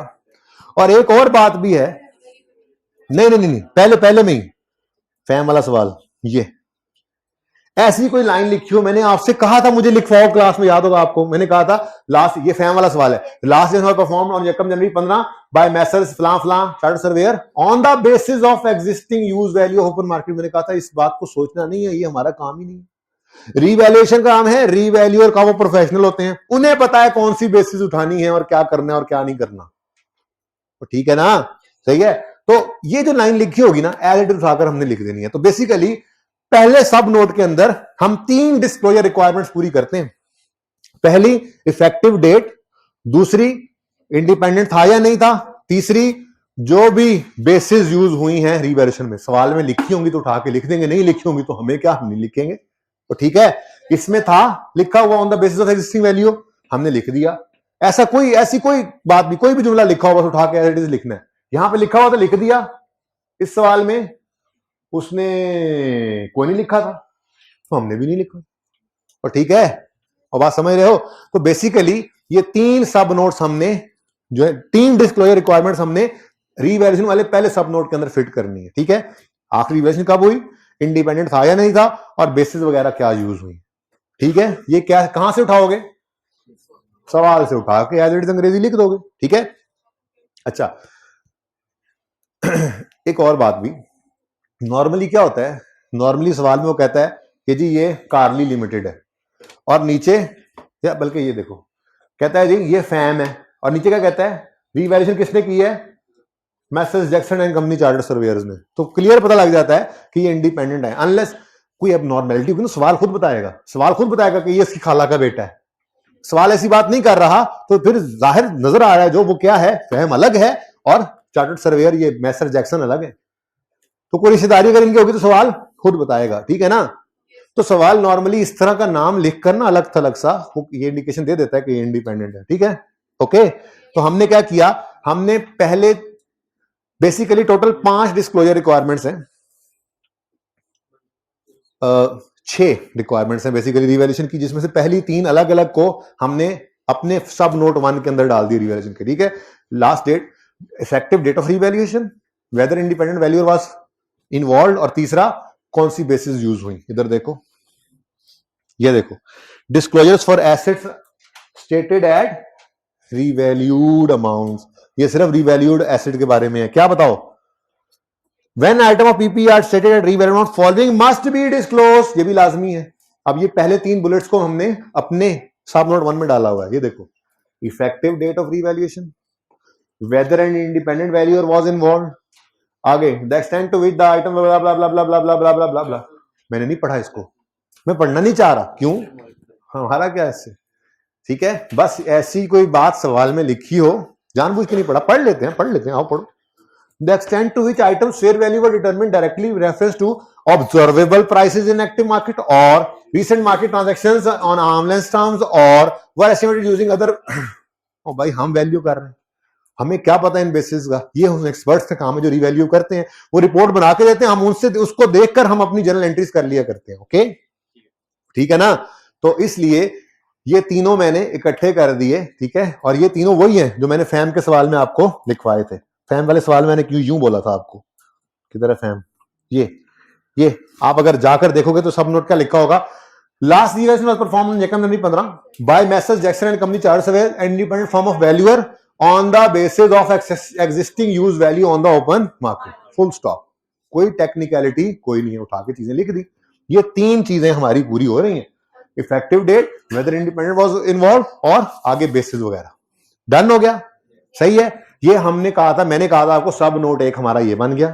दूसरा सब नोट मैंने कहा था, had there been no revaluation, revaluation ना होती तो बुक वैल्यू क्या होती, वो ये लिखा हुआ। For each revalued class of property plant equipment the carrying amount that would have been recorded had the asset been carried under cost model, इसके साथ लिख लें आप, बुक वैल्यू, रिवैल्यूएशन ना होती तो बुक वैल्यू क्या होती, ये वही है, ये वही है, यहां पे लिखवाया था।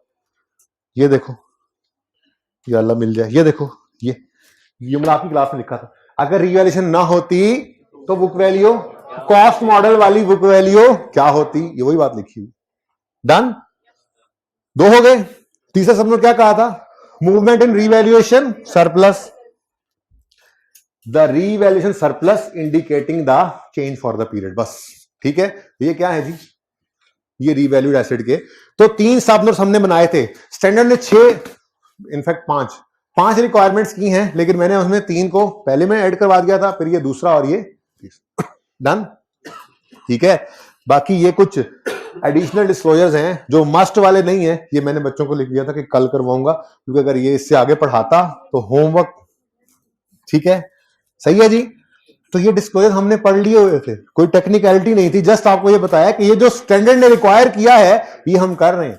आप जब प्रोफेशनल अपनी लाइफ में जाएंगे और आप फाइनेंशियल स्टेटमेंट बनाने पहले चेक करने लगेंगे, ऑर्डर बनेंगे, तो आपने देखना है कि आपके जो क्लाइंट ने फाइनेंशियल स्टेटमेंट्स दी हैं उनमें जो IAS 16 है उसके बारे में ये बातें हैं या नहीं है, डिस्क्लोजर चेकलिस्ट बनी होती हैं, आप देखते हो हाँ हाँ ये सारी चीजें उन्होंने बताई हुई, जो ना बताई हो आप एतराज लगा देते हो, भाई ये सही करो या फिर रिपोर्ट में लिख देंगे, सही करो या रिपोर्ट में लिख देंगे, ठीक है। तुम्हारी हर बात पैसों से शुरू होकर पैसों पे खत्म होती है, मैं तुम्हारे मुस्तकबिल के बारे में बहुत परेशान रहने लग गया हूं। अब तुम जरा मिलो किसी वक्त मुझे अलग टाइम में। अल्लाह अकबर।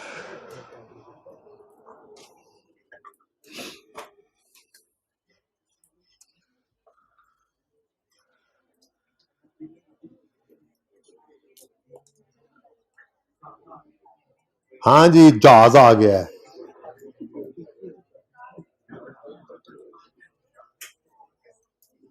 जहाज नहीं कहते, एरोप्लेन कहते हैं। एरो भाई, ये एक एरोप्लेन है प्लीज, ये एक एरोप्लेन है। ओके, इसमें ये देखिए खिड़कियां लगी हुई हैं, यहां लोग बैठे आपको देख रहे हैं। सुने आप, ये एक एरोप्लेन है जिसके अपनी कॉस्ट मतलब करोड़ों के अंदर इसकी कॉस्ट होती है, ठीक है। लेकिन इसके डिफरेंट पार्ट्स होते हैं, हर एक की लाइफ अलग होती है और कॉस्ट भी अलग अलग गिवन होती है। जैसे इस हवाई जहाज के अंदर इंजन भी है, इसकी ये बाहर आपको बॉडी भी नजर आ रही है, और ये जो शीशे हैं ना, शीशों के पीछे सीटें भी हैं जिनके ऊपर लोग बैठे हुए हैं, ये सीटें भी लगी हुई हैं, ठीक है। अब हर एक पोर्शन की लाइफ अलग है, हर एक पोर्शन की कॉस्ट भी अलग गिवन होती है, ठीक है। जब लाइफ अलग, कॉस्ट अलग, तो क्या सारे हवाई जहाज को इकट्ठा डेप्रिशिएट कर सकते हैं? नहीं करेंगे। सिंपल सी बात है, हम हर सिग्निफिकेंट पोर्शन को अलग अलग डेप्रिशिएट करेंगे, ठीक है। जागते रहना पाए ना, भाई को उठा दो साथ वाले को, उठा दो। अभी स्पटनिक सी वाला सवाल होमवर्क में आना है, और तुमने वहां पे घर जाके ऐसे करना है। फिर वैसे तो ऐसे करोगे, समझाने के बाद भी करोगे, तो फिर मैंने बताया ना 2-3 दिन लगाएंगे इंशाल्लाह, स्लोली ताकि आप पहले कर लें फिर मैं करूँ, ठीक है। अच्छा सुने जी, इधर देखें जी, ये देखें, ये क्या लिखा हुआ है, एग्जाम्पल 2 के साथ क्या लिखा हुआ है। अच्छा वैसे ही मैं बता रहा था, सुने जी। A company had purchased a new aeroplane for 10,000 million। मैंने चेंज कर दिया थोड़ा सा, नीचे भी डिफरेंट था ना, इसलिए। पेज नंबर है जी 10।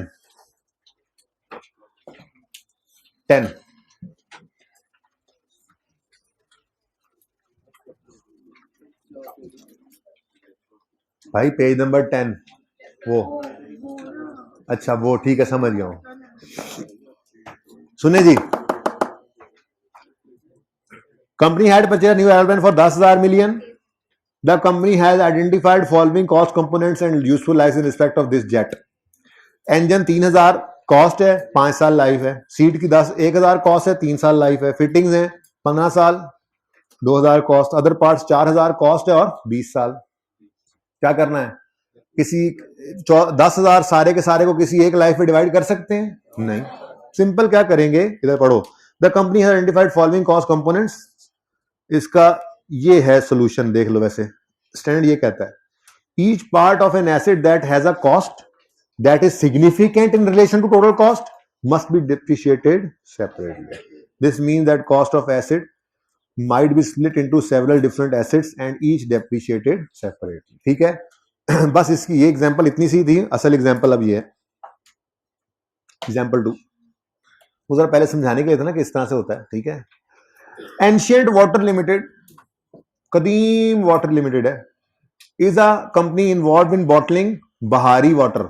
स्प्रिंग बाहर होती है ना, और ये चश्मों की बात हो रही है, चश्मों का पानी बॉटल करते हैं। द कंपनी परचेस्ड, अब उन्होंने कहा बहुत हो गया, हाथों से भरते थे पहले बोतलें चश्मे के पानी की, ठीक है। उन्होंने कहा बहुत हो गया, प्लांट ही लगा लेते हैं, ठीक है। तो the company purchased a bottling plant on 2 January 2002। The plant is made up of 3 significant components, the cost of which is as follows. Engine, conveyor belt and fitting और अदर स्ट्रक्चर। कॉस्ट है engine की 1500, conveyor belt की 2000, other structure की 800। Resale value भी इनके अलग अलग, life भी इनकी अलग अलग। समझ में आती है बात? मतलब हम इनको अलग अलग पार्ट समझकर डेप्रिशिएट भी अलग अलग करेंगे, ठीक है। समझ आ रही है? जाग रहे हो सारे? अच्छा। Other cost incurred in relation to bottling plant are as follows. Delivery and installation के ऊपर 783 मिलियन लगा है, और स्टाफ ट्रेनिंग के ऊपर 60,000। डिलीवरी इंस्टॉलेशन का क्या करते थे, एसिड कॉस्ट में ऐड करते थे, और स्टाफ ट्रेनिंग को इसको इग्नोर करना है। इग्नोर नहीं करना, असल में सवाल की रिक्वायरमेंट है पास जर्नल एंट्रीज, तो फिर एक्सपेंस की एंट्री पास कर देना। स्टाफ ट्रेनिंग कॉस्ट एक्सपेंस है, डेबिट और कैश क्रेडिट, ठीक है। एसिड में ना ऐड करना, एंट्री कर लेना, ओके ठीक है। तो सही है। अच्छा, अब रहेगी डिलीवरी एंड इंस्टॉलेशन।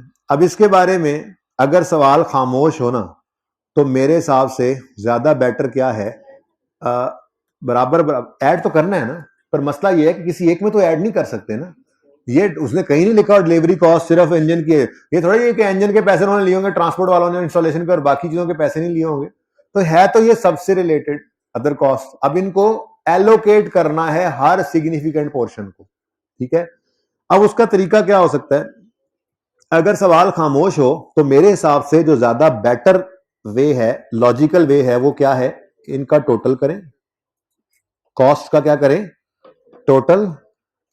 ये टोटल कॉस्ट जो आएगी, अब 783 आपने इंजन को एलोकेट करना है ना, तो आप यूं लिखोगे 783 into 1500 divide by total cost. Conveyor belt के लिए आप करोगे 783 इंटू 2000 बटे टोटल कॉस्ट, यानी प्रोपोर्शनेट बेसिस पर, प्रोपोर्शनेट। इन केस ऑफ खामोशी और सवाल आप ये जो टोटल कॉस्ट, ये जो अदर कॉस्ट है ना, अदर कॉस्ट, ठीक है, जितनी जो आपने एलोकेट करनी है, ऐड करनी है एसिड कॉस्ट में, in the absence of any other information, आप इनको क्या करोगे, एलोकेट करोगे प्रोपोर्शनेट बेसिस पे। कॉस्ट की प्रोपोर्शनेट ले लो ना, जिसकी जितनी ज्यादा कॉस्ट उसको उतना ज्यादा हिस्सा इसका। लेकिन ये कब करेंगे, जब सवाल खामोश हो। आज हमारा सवाल खामोश नहीं है, इसलिए ऐसा कुछ करने की जरूरत नहीं है। सवाल क्या कहता है, आखिरी पॉइंट पढ़े, all other cost are considered to be evenly between. अल्हम्दुलिल्लाह, ऐसी भी सहूलतें होती हैं सवाल में। कह रहा है कि सारी अदर कॉस्ट कंसिडर करो कि इनकर हुई है evenly between three significant components. वो आगे भी उसने अंग्रेजी में वही बात लिखी है, उसको घर पे पढ़ लेना, छोड़ो उसको, ठीक है ना, मैं फिलहाल नहीं पढ़ा रहा। क्या मतलब 783 बटा 3 करो और हर एक पार्ट को बराबर। तो आसानी हो गई। तो ये आसानी जब सवाल खुद बताए तब लेनी है, सवाल खामोश हो तो फिर बराबर नहीं अज्यूम करना, फिर प्रोपोर्शनेट बेसिस ज्यादा मुनासिब मेरे हिसाब से बनना, ठीक है जी। तो 783 डिवाइड बाय 3 करोगे, ठीक है जी, और हर एक को ऐड कर दोगे। अच्छा, अब घर पे करना क्या है वो बाद में देखते हैं, पहले इधर देखो, बल्कि पहले इधर देखो। हाँ जी, कॉस्ट कितनी है इंजन की, 1500, कन्वेयर बेल्ट 2000, अदर स्ट्रक्चर, ऐसे करना है घर पे, ठीक है, छोटी सी वर्किंग बनानी है। अब इसमें ऐड क्या करना है जी, डिलीवरी एंड इंस्टॉलेशन ऐड करना है, बोलो। अब वो 783 का डिवाइड बाय 3, 1/3 कितना बनता है, 261, 261, 261। ऐसे ही कोई और कॉस्ट भी अलग अलग हो सकती थी। असल में मैं अब देखूंगा टेस्ट में या होम असाइनमेंट के तौर पे कोई सवाल अलग से दे दूंगा, जिसके अंदर यहाँ पे ना कुछ और कॉस्ट भी डाल देंगे, ठीक है ना, ताकि 2-3 चीजें यहाँ पे जो है वो आप ऐड करना सीख लें। और भी हो सकती है ना, टेस्ट रन की कॉस्ट आ जाती, नेट ऑफ सेल प्रोसीड्स वो भी ऐड होनी थी, इकट्ठी दी होती तो आप उनको भी अलग अलग करते। ऐसे ही नहीं, उसको इग्नोर करते हम, ठीक है, ऐसे। हाँ सही कह रहे हैं, कुछ इग्नोर करने वाले, कुछ ऐड करने वाले, ये डाले जा सकते हैं, किसी टेस्ट में डाल देंगे और क्या हो सकता है, ठीक है। बहरहाल फिलहाल तो ये सिखाने के लिए एक, और फिर टेस्ट में टेस्ट करने के लिए तो 5-6 भी आ सकती हैं यहाँ पे जी। एक इग्नोर किया, एक ऐड किया, ठीक है। अब पर्चे के अंदर 10 आ जाए, उनमें 5-6 इग्नोर करने हो, 5-6 ऐड करने हो, 10-12 में से, ठीक है, तो ऐसा हो सकता है। ओके, कर लोगे ना। टोटल कॉस्ट बताओ, टोटल कॉस्ट 1761, 2261। अब देखो, हमने यहां पे निकालनी है डेप्रिसिएशन। डेप्रिसिएशन होती है cost minus residual value over useful life. अब हमारी अपनी वर्किंग है ना, बस ठीक है, ये लिख दिया एक बार फॉर्मूला, आप डायरेक्ट करो। इधर देखो, इसकी कॉस्ट 1761 माइनस 500 डिवाइडेड बाय 5, इसकी डेप्रिसिएशन आ गई 2261। कॉस्ट है कन्वेयर बेल्ट की, minus 0 divide by life 8 years, depreciation आ गई, तो निकल आएगी डेप्रिसिएशन, ठीक है। एंट्रीज भी अलग अलग करनी है। अदर इंफॉर्मेशन जरा जल्दी से पढ़ लें एक दफा, पॉइंट आखिरी वाला तो पढ़ लिया था हमने। The plant was available for use on यकम February, all the production only begin on यकम मार्च। कई बार अब तो ये बात हो चुकी। प्लांट आया कब, 2 जनवरी को। अवेलेबल फॉर इस्तेमाल कब हुआ, बेटा बातें नहीं, अवेलेबल इस्तेमाल कब हुआ, यकम फरवरी को। एक्चुअली इस्तेमाल कब हुआ, यकम मार्च को। तो डेप्रिसिएशन कब से स्टार्ट करेंगे, यकम फरवरी से, ठीक है। Oh, very important point. The plant was temporarily idle during October X2 when the factory closed down for annual holidays. Depreciation नहीं रुकेगी, नहीं चलेगी, डेवो है. डेप्रिसिएशन वंस स्टार्ट हो जाए फिर नहीं रुकेगी. अच्छा, कभी ऐसा मुमकिन है कि डेप्रिसिएशन रुक जाए? कब? वेरी गुड बच्चा, आप लोग माशाल्लाह पढ़े लिखे बच्चे हैं. ये तो बात मैंने की नहीं थी क्लास के अंदर. आप लोगों को तो ये भी पता है कि ये डेप्रिसिएशन रुकेगी तब जब आउटपुट मेथड यूज हो रहा हो, क्योंकि वहां पर हम डेप्रिसिएशन निकालते हैं मल्टीप्लाई करके जितने यूनिट्स इस साल में बने, वरना डेप्रिसिएशन स्ट्रेट लाइन हो, रिड्यूसिंग बैलेंस हो, सम ऑफ द ईयर डिजिट हो, वो कभी भी हमने. ओ भाई साहब तमाशा इधर, ठीक है, वाइट शर्ट जी. डेप्रिसिएशन कभी नहीं रुकेगी, स्ट्रेट लाइन हो, रिड्यूसिंग बैलेंस हो, सम ऑफ ईयर डिजिट हो. सिर्फ एक मेथड है जिसमें डेप्रिसिएशन रुक जाती है अगर प्लांट रुक जाए, वो है आउटपुट मेथड. ठीक है, क्लियर है ये बात? चलें ये सवाल तो अब आपने करना ही करना है खामखा में. असल सवाल की तरफ चलते हैं जब आपने करना है. ओए होए होए होए ओए होए होए होए ओए होए होए होए होए. तुम और मैं मिले ना क्लास के बाद वाइट शर्ट? हाँ, किरने में आज. चलो फिर से.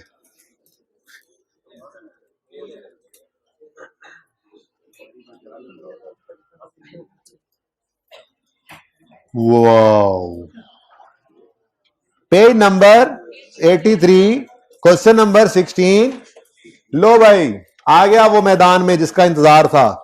सबसे जबरदस्त सवाल, मैं कहता हूं सबसे हैवी सवाल कह लो इसको, और IAS 16 में से हैवी सवाल कोई नहीं. अगर ये 2 दिन में हमने कर लिया, जरा हट के था ना थोड़ा सा, इसलिए ICAP की तारीख में ऐसा सवाल कभी आया नहीं था. बस हमारी किताब में वही जो थोड़ी देर पहले हम कन्वेयर बेल्ट वाली एग्जांपल करके आए वही थी. सुनो, और बच्चों को ऐसे बता दिया करता था बंदा कि वो कॉस्ट मॉडल है, रिवैल्यूएशन मॉडल भी आ सकता है. ICAP ले आया. ठीक है, पढ़ते हैं. Sputnik Sea Limited runs a cruise business across samandars. Following information in respect of one of SSL's cruise ship is available. SSL bought a cruise ship on Yakam March 18. After completing all required formalities, ship was ready to sail on Yakam April 18. देखो 17 number का सवाल है, लेकिन आप ये नहीं कह सकते कि बिल्कुल भी हमारे पल्ले कुछ नहीं पड़ेगा. आप अगर अभी से छोड़ दूं ना आपको, जितना आप कुछ आपने पढ़ा हुआ है, हाथ पांव मारने वाले बंदे को इस 17 में से 7-8 नंबर मिल ही जाएंगे. ठीक है, मुश्किल सवाल, ये मुश्किल सवालों में से एक सवाल है जो पर्चे में आया करते हैं ऐसे. ठीक है, तो हर सवाल तो पूरा सही भी नहीं होता. आसान सवाल ज्यादा मार्क्स दे जाते हैं, मुश्किल वालों में से पासिंग मार्क्स लेने आपको आने चाहिए. ये टेस्ट के अंदर हम प्रैक्टिस करते हैं, जो आप लोग देते ही नहीं. जो पेपर में पहली बार जाकर ये चीज ट्राई करने लगेंगे, उनको उस बार उनसे नहीं होगी, फिर अगली बार वो नियत करके आएंगे, अब मैं दूसरी बार पढ़ने जा रहे हैं, हूं मैं सारे टेस्ट दवाऊंगा. तो पहली बार ही दे लेना, पहली बार. ठीक है, अच्छा जी. यकम मार्च को SSL ने बाय की शिप और यकम अप्रैल को रेडी टू सेल है. तो डेप्रिसिएशन किसने स्टार्ट होगी? यानी यकम मार्च को इग्नोर करेंगे, यकम अप्रैल से हमारी डेप्रिसिएशन स्टार्ट होगी. Details regarding components of ship are. अभी तक बड़ा अच्छा लग रहा है सवाल, बिल्कुल वो एग्जांपल वाला जो क्लास में करके गए थे ICAP में बच्चे हैं जी. इंजन है, बॉडी, आपको वो देखा इंजन, कन्वेयर बेल्ट है, बिल्कुल वैसा ही है. Engine, body, dry docking. क्या सोचना कि ड्राई डॉकिंग क्या होता है, गूगल कर लेना, सामने नजर आ रहा है. कंपोनेंट्स ऑफ कॉस्ट में उसने कॉस्ट दी हुई है, बस लाइव दी हुई है, हम डेप्रिसिएट करेंगे. जिसको तकलीफ है वो गूगल करे जाके. सुनो, ओ ये देखो, थोड़ा सा ICAP ने ट्विस्ट भी तो डालना था. इंजन की लाइफ गिवन है आवर्स में, हावर्स में. इंजन की लाइफ आवर्स में गिवन है. बॉडी लाइफ, यूजफुल लाइफ है ईयर्स में, और ड्राई डॉकिंग की भी ईयर्स में. ठीक है, कंपोनेंट्स अलग अलग हो गए और कोई मसला ही नहीं है. इसकी डेफिनेशन भी सिखाई हुई है आपको. 840 माइनस 40 डिवाइड बाय 50,000 इंटू जिस साल के अंदर डेफिनेशन देनी है उस साल की आउटपुट से मल्टीप्लाई कर दोगे. बाकी तो सिंपल ही है, वो तो मंथ से मल्टीप्लाई करोगे, क्योंकि पूरा साल डेफिसिट नहीं होना. यकम अप्रैल को ये शिप ने चलना शुरू किया, सेल करना शुरू किया. ठीक है, ऑन, ओ ये बाद में पढ़ाता हूं. इधर देखो, the average monthly selling of the ship during the last 3 years are as under. और ये जरा ध्यान से देखो, मंथली सेलिंग है, मंथली। आई के अपने यहां भी फिल्म चलाई, बच्चे देखेंगे नहीं ध्यान से और वो 360 आवर्स ले लेंगे। देखो ना इधर ईयर लिख दिया, ईयर आवर्स, देखो कितनी जाती की, हालांकि ऊपर लिखा हुआ है average monthly selling, average monthly selling in 18 is 360, average monthly selling in 19 is इतने एंड 20 इज इतने। ठीक है, अब 19 के साल में किस दिन ये शिप आई? या कब? मार्च, दफा करो, चलना शुरू किया किस दिन? अप्रैल से। अप्रैल, मई, जून, जुलाई, अगस्त, सितंबर, अक्टूबर, नवंबर, दिसंबर, कितने महीने? 9। हर महीने एवरेज उन्होंने निकाल दी ना। असल में एवरेज का मतलब होता है किसी महीने में 400 किलोमीटर चली होगी, किसी में 350 चली होगी, किसी में 300 चली होगी, तो एवरेज आउट किया उन्होंने तो 360 आ गया। ठीक है, तो एवरेज है, इसको 9 मंथ से मल्टीप्लाई करो, क्या आंसर आता है जी? 4, कैलकुलेटर कर लो ना, 3240 और अब क्या होगा? 840 million minus 40 million divide by 50,000 और इंटू 3240 और ये आ गई पहले साल की डेप्रिसिएशन। वो मुश्किल जी? दोबारा बता, इंजन की कॉस्ट 840 है, डेप्रिसिएशन निकालनी है, 840 cost minus 40 residual value divide by 50,000 expected life into 3240 जो और 2018 में इस्तेमाल हुई। ठीक है, अच्छा, उसके बाद अब आप 19 में चुप करके 12 महीने करने ही लगे थे कि मैंने कहा जरा 1 मिनट रुक कर पॉइंट 3 पढ़ लो। वो कह रहा है ऑन यकम May 19 the ship suffered an हादसा which damage its body, repair work took 2 months and costed 26। Repair work से, रिपेयर वर्क तो एंट्री तो होगी repair expense debit cash credit. ठीक है, साथ ही वो क्या है, रिपेयर ने कोई लाइफ स्टाइल नहीं बदली, सब वैसे ही है। ठीक है, रेवेन्यू एक्सपेंस है। ठीक है, लेकिन 2 महीने तक शिप ने सेल नहीं किया तो डेप्रिसिएशन तो नहीं रुकेगी ना? रुकेगी, इंजन की रुकेगी, बाकी किसी चीज की नहीं रुकनी। ठीक है, तो इंजन की यहां 10 मंथ्स आएंगे। हाइब्रिड वालों आवाज आ रही है, सिर्फ आवाज ही आनी चाहिए, यहां पे सुन लें, खामोश हो। 2019 में जहां पे मैंने 12 लिखा था, 12 नहीं 10 मंथ्स होगा। 10 महीनों की डेप्रिसिएशन आपने कैलकुलेट करनी है क्योंकि 2 महीने तक वो चला नहीं, और आउटपुट मेथड में एसेट नहीं चलेगा तो डेप्रिशिएट भी नहीं होगा। भाई हाइब्रिड वालों सिर्फ सुनने वाली बातें हैं। अब यहां तक सवाल, वो रावी चैन ही चैन लिख रहा था, मसला आता है पॉइंट नंबर 5 में, जब वो कहता है एसएसएल यूजेज रीवैल्यूएशन मॉडल। कोई बात नहीं, आपकी किताबों के ऊपर सवाल मौजूद है। भाई ये हाइब्रिड वालों, ये फिजिकल वालों को भी कुछ प्रोजेक्टर पे नजर नहीं आ रहा, सब बच्चे बुक्स के ऊपर देख रहे हैं, सब बुक्स के ऊपर देखें। एसएसएल यूजेस रीवैल्यूएशन मॉडल, पुराने जमाने में चलेंगे जब किताब से पढ़ा करते थे, मैं भी किताब से पढ़ता था जी। SSL uses revaluation model, SSL accounts for revaluation net replacement value method and transfer, वही वाली बात लिखी हुई है। आगे कहता है revalued amount on 31 December 19 and 20 was 1400 and 1000 respectively.